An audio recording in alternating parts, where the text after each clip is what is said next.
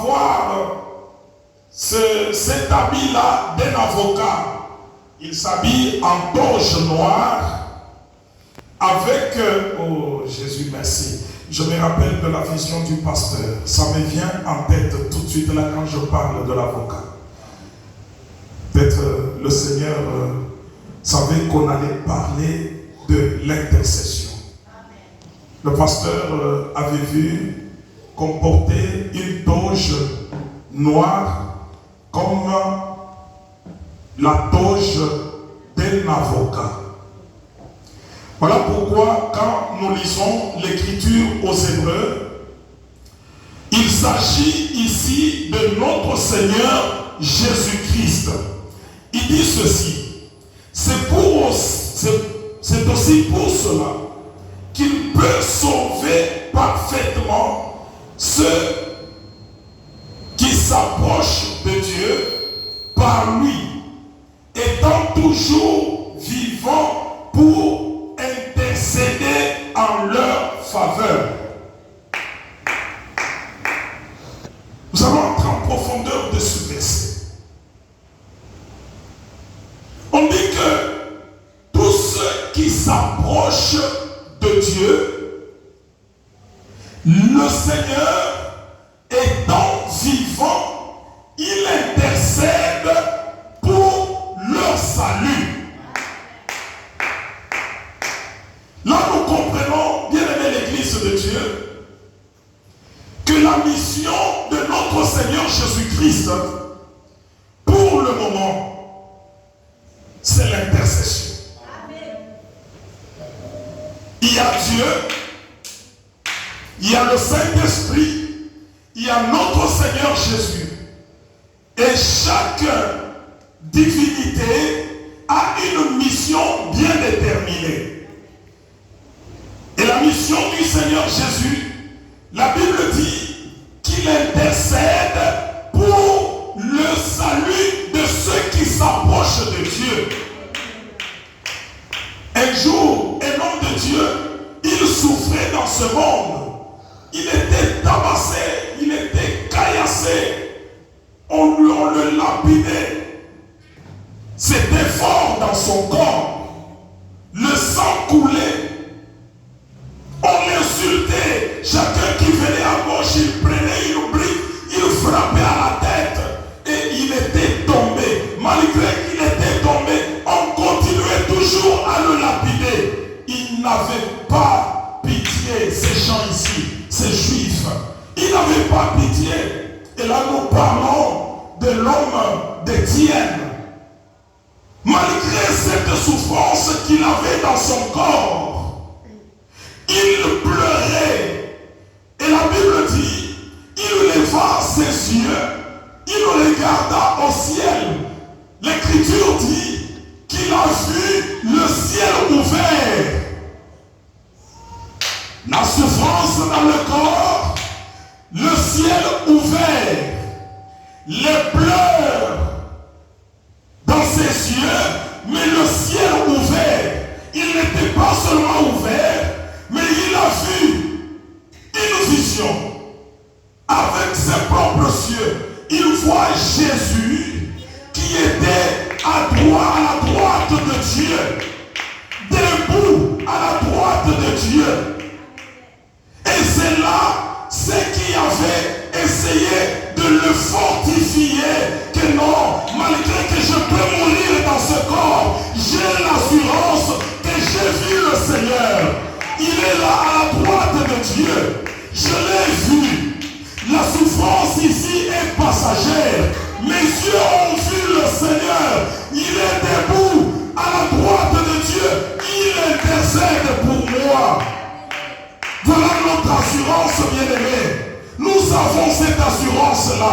Toi et moi, la Bible dit que n'abandonnons pas notre assurance, puisque c'est à cette assurance que cela est attaché une grande rémunération.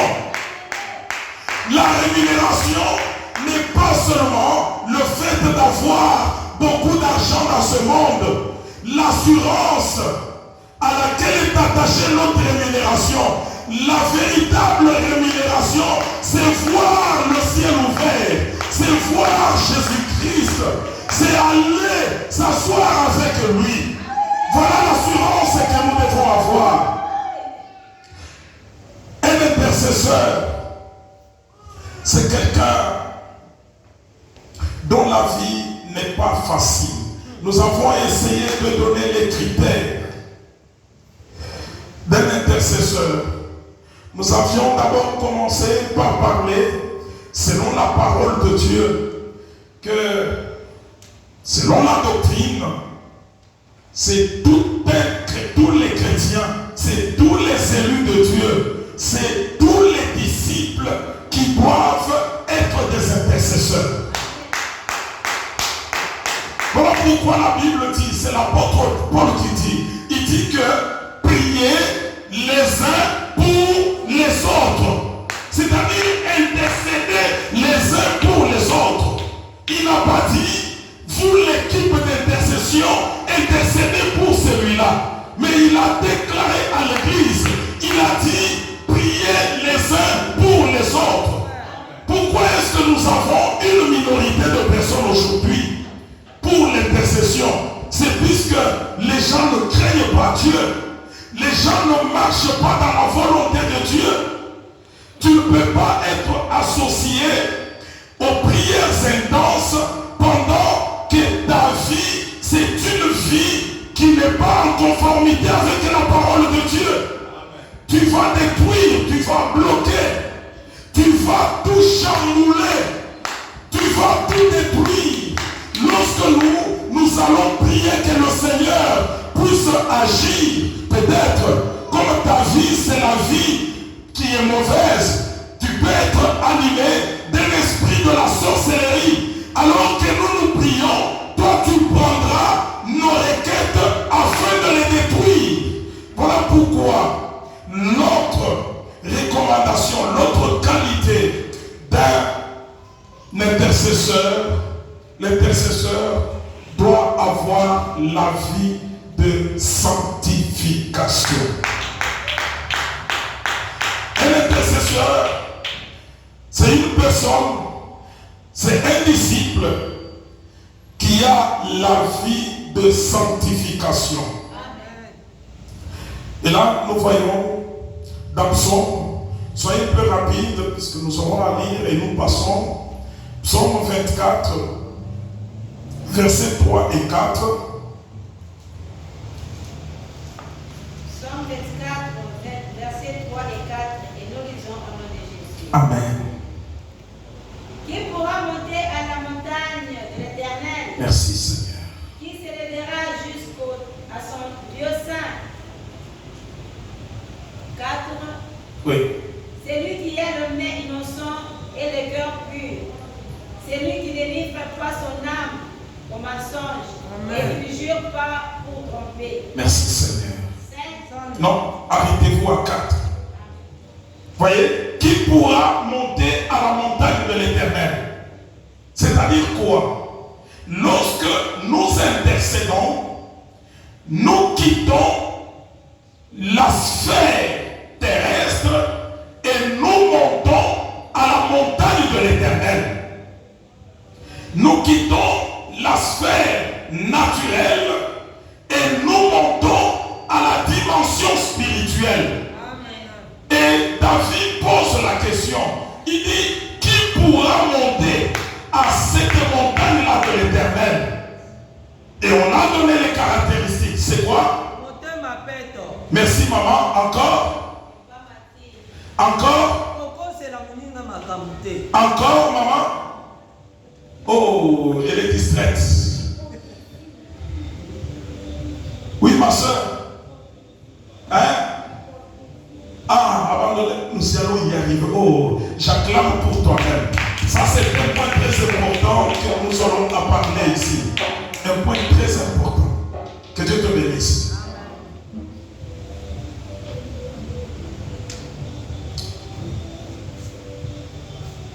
Comment tu peux monter à la montagne de l'Éternel avec les mains impures,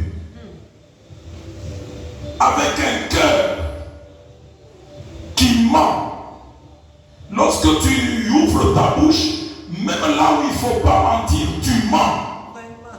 Lorsque un chrétien se trouve qu'il commence à mentir là où il ne faut pas mentir, même si il n'y a rien, mais il faut seulement qu'il mente. Si tu te retrouves que tu commences à beaucoup mentir, sache que c'est l'esprit des morts qui est sur toi. Tu sens que même devant tes propres enfants, tu commences à mentir. Sans le vouloir, tu commences à mentir. Ça devient une vie quand tu te rends compte que cette vie-là commence à t'habiter. Il faut vite rentrer auprès du Seigneur et lui demander pardon pour commencer une nouvelle marche. C'est un démon. Ce démon-là agit souvent par des influences. Il ne t'habite pas en toi, mais il est à l'extérieur de toi. C'est un démon qui te terrorise. Tu n'es pas possédé, mais il t'influence afin que tu commettes toujours les erreurs. Et si tu regardes dans ta lignée, c'est ce qu'on appelle iniquité. Dans ta lignée, il y a toujours des gens qui ont menti comme ça. Qui peut-être sont tes parents ou arrière-parents. Ils étaient toujours dans le mensonge. Et toi maintenant, tu es devenu chrétien. Tu sens que tu n'as pas encore abandonné cette vie-là de mensonge. Ce démon-là t'influence à mentir là où il ne faut pas mentir. Qu'est-ce que tu fais? Je ne fais rien. Et pourtant tu fais quelque chose. La Bible dit, toute iniquité, c'est un péché. Iniquité, c'est quoi? Iniquité, ce sont des péchés héréditaires. Ce sont des péchés que toi, tu ne veux pas commettre, mais tu les as hérités. Peut-être de tes parents, peut-être de tes grands frères, peut-être du sang. C'est ça l'iniquité. Voilà pourquoi nous devons toujours nous sanctifier à tout moment. Que Dieu bénisse la sœur ici. Quand il nous va faire entrer dans la prière, nous devons toujours nous sanctifier de temps en temps. Chaque minute, chaque fois, quand nous voulons prier, nous devons nous sanctifier. Tant que nous sommes encore dans ce monde, bien aimé, nous devons toujours nous sanctifier. Peut-être tu vas dire, ah, même le pasteur demande toujours pardon, pardon. Ça dit que c'est un pécheur. Non, il n'est pas pécheur, mais il désire la vie de la sanctification. Puisqu'il y a les iniquités qui proviennent des ancêtres. Il y a les iniquités qui sont là. Peut-être alors que tu es vivant ici en Afrique du Sud, il y a encore ton ancêtre qui est au Congo, qui est en train de commettre certains péchés qui auront des répercussions sur toi. C'est ce qu'on appelle iniquité. Voilà pourquoi tu dois toujours désirer la miséricorde, le pardon, la sanctification de la part de Dieu. Ceux-là qui parlent mal de toi, tu ne les connais pas. Dans ta famille, tu as fait une année, tu ne les as pas appelés. Ils ont considéré cela comme autre chose. On t'a mis un nom. On a mis un nom sur toi. Non, voilà, c'est la camote mamabe. Banda abalande konabiso. Apesande konabiso, mote mamabe. Voilà le nom peut-être qu'on t'a donné. Mais toi, tu es là, tu ne connais rien. Mais il y a des gens qui parlent en mal de toi. Ce sont des iniquités qui viennent. Et quand ils parlent, ces démons-là ne sont pas en toi. Les démons-là seront à l'extérieur pour toujours influencer afin que tu sois comme les noms qu'on t'a donnés. Il fallait parler beaucoup de choses sur ce point, mais nous devons passer puisqu'il y a beaucoup de points que nous devons parler. Un intercesseur,